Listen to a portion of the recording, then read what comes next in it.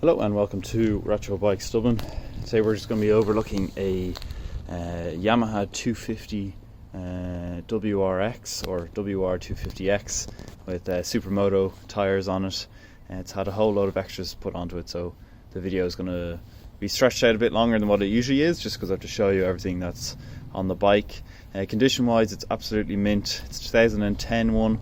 Extras include these front integrated indicators, handguards, aftermarket mirrors. It has an aftermarket front mudguard, tyres, supermoto ones, absolutely lovely, no need to change. It's got these bar ends at the end of the wheel too, front shocks, front headlamp assemblies, all good. Then you've got your aftermarket handguards. There's only 9,000 kilometers on the clock. Really nice. I will be going for a drive for it after this. I'll just show you a few bits. So there's any marks I'll point out. You can see in. The plastics are all very nice. This is an aftermarket seat as well. Kind of has the blue tone in it. Has the back. What does it say here?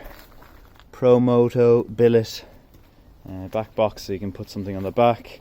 It has a rear tail tidy as well as a Leo Vinci full, or just a muffler exhaust system with the kind of carbony fibre bits as well on it. Really sets it apart. Rear disc as well. Tyre onto the left hand side of the bike. Original toolkit is actually in there, have checked. Chain guard, side stand, all here, no marks again. Bike is in pretty much mint condition. So now I'll show you. We do have all the original parts in here, which I'll move on to now.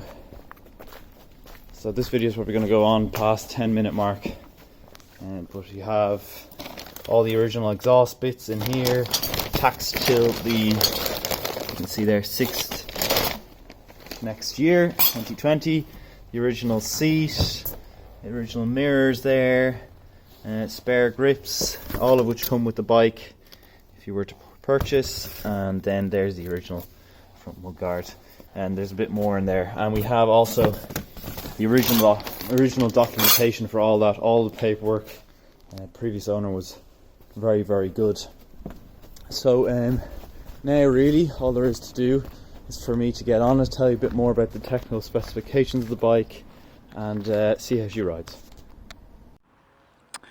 Alright, so we're now, just before we get on to the actual test ride, because my memory's pretty bad, I'm going to read out a few specs for her here.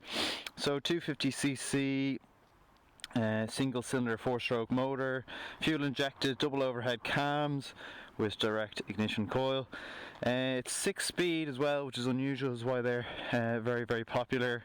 It has an inverted front fork, which has a travel of 269 millimeters. Rear is a single shock. We have a single disc on the front, of course, and single on the back. Fuel capacity of the tank is about 7.57 litres. Electric start, and anything on weight here is 131 kilos, and very importantly, the seat height is 894 millimeters. Okay, so we'll get on to the bike and go for the physical test drive now.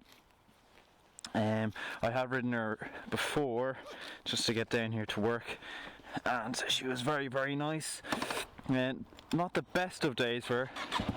Those supermoto tyres aren't what I would say perfect for rain, but we'll talk over a few bits on the bike. I'll just be careful, all these leaves. She only has 9,000 kilometers, like I said. All the extras, such as mirrors and all, I'll probably try and show you here. So she has the aftermarket mirrors. Next, then they have the aftermarket indicators on the front, integrated into the handguards. The front mudguard as well, and has also the Leo Vinci exhaust system on her, which sounds very, very nice. I might actually put in a little snippet here of what the bike sounds like.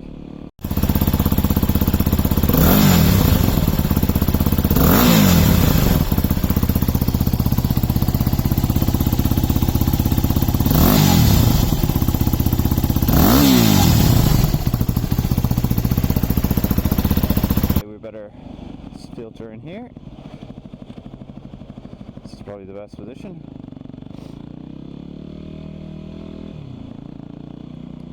Try and avoid that manhole, or else we're going to go skidding away. Oh, a bit of roadworks there, but yeah, no, she drives very, very nice, as you would expect for a bike with only 9,000 kilometers on her, and also in the way that the previous owner used this bike. Kind of miraculous. Really, really nice.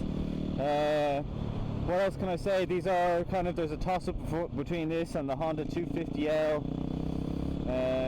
If it was me, I haven't actually even ridden the other bike, so I'd say I'll just go with this one. Being very biased, but no, she feels great. I think the exhaust is kind of a must-have. Also, actually, I forgot to mention here is the tail tidy. That is 100% needed on these bikes, because if you see these bikes before a tail tidy, it's quite disgraceful, really. They just look very, very ugly. You can also feel on this bike it hasn't been ridden like a monster. The previous owner didn't ride the balls off it, to say the least, but she's very sweet. Gearbox is lovely, clutch is lovely, front brake is very nice, rear brake is actually impressively good. Tyres feel good, more so in the dry than the wet. But yeah, apart from that, we just do our usual little lick around the block and back. If I've forgotten anything, I did take a little B-roll shots of a bit of the bike, so if I did forget anything, I'll just chuck it in here now. But I think I got through everything. As I said, a lot of extras on her from maybe I shouldn't filter through here actually. A lot of extras on her from factory, ones that are probably the most tasteful. Also, while we're here, probably show you the seat height at 6'2". I'm actually alright, it's no problem to get the feet down. But probably if you're a bit smaller, I know my dad was on it, who's 5'9", and he said he could drive it pretty comfortably, but I'd say if you are below 5'5" or 5'6", it'd probably be a bit of a struggle, and you'd want to get that rear shock adjusted just to get a bit lower so you could get on her. These bikes are really, really rare here in this country, in Ireland. Very hard to get a hold of. This one was imported as well. Like most of these bikes, if any of them are here, they are imported. So that very nice, easy to filter through the traffic. Lots of confidence, lots of steering angle, which is nice. Slots into neutral very easily there, like that. But we'll just skip past these lights and we'll see it on the stretch before Retro Bike Store.